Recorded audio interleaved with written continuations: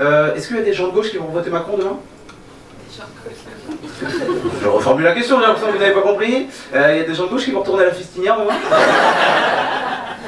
Ouais, c'est pas encore moi, je suis encore en suspense, je sais toujours pas pour qui je vais voter, mais quand je vois la liste, là je me dis Poutou, Zemmour, Roussel, Dupont-Aignan, Lassalle, Le Pen, franchement, j'ai vraiment l'impression d'être invité à une partouze dans un débat. Et j'ai dit ça à un pote, il me dit ouais mais non, Macron il est jeune, j'ai dit non, Macron il est pas jeune. Je vous rappelle que la dernière fois qu'il a parlé, il a utilisé l'expression poudre de perlimpinpin. Et la dernière personne qui l'a utilisé, cette expression, c'est le mec qui l'a inventé. Donc, là, je comprends pas pourquoi on choisit toujours des gens du passé pour construire le monde du futur, tu vois. Ouais, je dis des belles phrases de temps en temps. Non mais c'est vrai, je sais pas pourquoi. Tu vois, par exemple, moi, j'ai rien contre Mélenchon, je l'aime bien, mais il a 70 ans. 70 ans. Tu sais, normalement, je sais pas, à cet âge-là, tu fais d'autres activités, quoi. Tu vois. Non mais tu sais, balade en forêt, pétanque, tu tripotes tes petits-enfants, enfin, tu vois. Classique d'un homme de ton âge, quoi. Et en même temps, je me dis, tu vois, si on pouvait élire un jeune à l'Elysée, le mec il ferait une annonce officielle en faisant une petite danse sur TikTok. Donc je suis pas sûr de... Mes chers compatriotes, nous sommes en guerre. Alors je pense qu'il faudrait limiter l'âge des candidats, mais aussi des gens qui votent. Ouais, bah à 90 ans, voter pour ton avenir. Ouais. Alors soit t'es optimiste, soit t'as Alzheimer. Premier tour, Pompidou.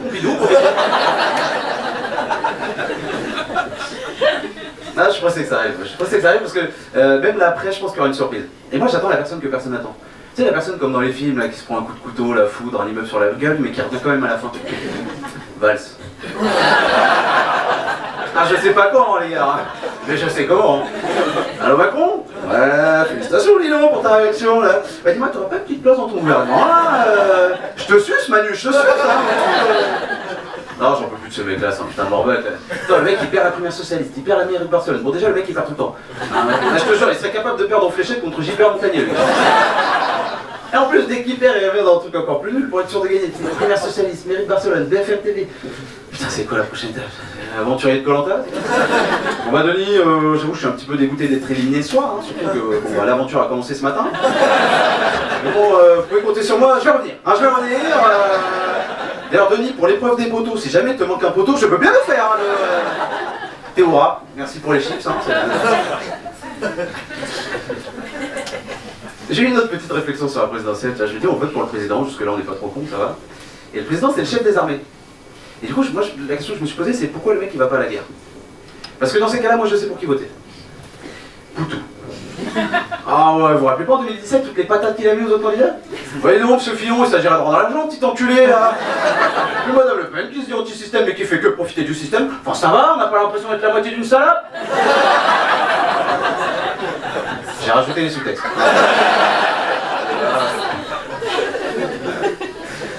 Ah, c'est vrai, Poutou d'ailleurs, elle a fait une autre dinguerie là, avec Zemmour, là, je sais pas si vous avez suivi. Alors pour ceux qui n'ont pas suivi, c'est extraordinaire. Il y a Elias Salamé qui parlait, elle commence à dire oui, alors il y a monsieur Zemmour qui va venir et qui va prendre votre place. Et lui, la coupe, il lui dit attendez, vous parlez du fasciste raciste accusé d'agression sexuelle? Sulfateuse, le mec.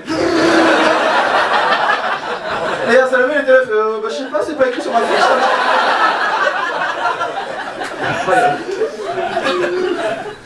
Ouais, c'est vrai, pourquoi ils vont pas à la guerre les bonhommes? Là, parce que tu sais, à l'époque des rois, les mecs c'était les premiers sur la ligne de départ. Tu sais, ils étaient là, le glaive à la main, prêt à aller couper du sarrasin, tu vois. Aujourd'hui, le mec il est en mode télétravail, t'es slip, chemise, cravate derrière son bureau. Mes chers compatriotes, nous sommes en. Attends, Brigitte, coupe. T'es sûr pour le cadre, là? On voit pas les baloches, hein. En même temps, je comprends qu'il n'y aille pas à la guerre, les mecs. Parce que franchement, Macron, je le vois pas combattre autre chose qu'un virus. Hollande, sa libido. Sarko. Combattre tout court, hein, pas... Ah le pauvre, il a déjà pas le droit de monter dans Space Mountain, alors... Toi non plus Gérard, tu peux pas? Ouais. Bah j'attends Carla, là, m'a promis après qu'on ira aux tasses tournantes, alors... Attends. Ah mais moi je me dis, si on partait à la guerre avec le président, le seul que j'aurais pu suivre moi, c'est Chirac. Et pourtant c'est pas mon délire à la base, mais tu vois en temps de guerre j'ai tendance à avoir confiance en un gars qui bouffe de la tête de veau au petit-déj. Chirac dans les tranchées, c'est Mike Horn dans la forêt. Tiens, 30 plans dans la cervelle du russe, c'est super bon, en plus c'est bon les vitamines. Puis Chirac c'était du charisme aussi, c'était du charisme. Bon, il avait que ça le pauvre. Et d'ailleurs, c'est marrant, pendant les élections, on a plutôt tendance à voter pour quelqu'un qui a du charisme plus que des idées. Hein. C'est comme si on avait besoin d'être plus rassuré par la forme que par le fond. Hein. Oui. Oui. Alors là, il est raciste, antisémite, homophobe. Ouais. Mais il est quand même sacrément photogénique, dis donc. Ah ouais, les élections, j'ai l'impression que c'est toujours pareil. Ça me fait penser à cette période où j'allais chercher... je faisais les courses avec ma mère toujours, et elle me laissait toujours choisir une petite pochette surprise, tu sais, au niveau des caisses. Et peu importe celle que je prenais, quand je rentrais à la maison et que je l'ouvrais, à l'intérieur, c'était 90% de merde, tu sais. Oh non, encore une figurine de Jean Castex, hein. Passe vaccinal, passe vaccinal, passe vaccinal. Du coup, moi j'ai peut-être une solution pour pas qu'on se fasse niquer. Je veux qu'on vote pour le président, y a pas de souci, mais je veux qu'avant il nous présente son premier ministre et tout son gouvernement, tu vois.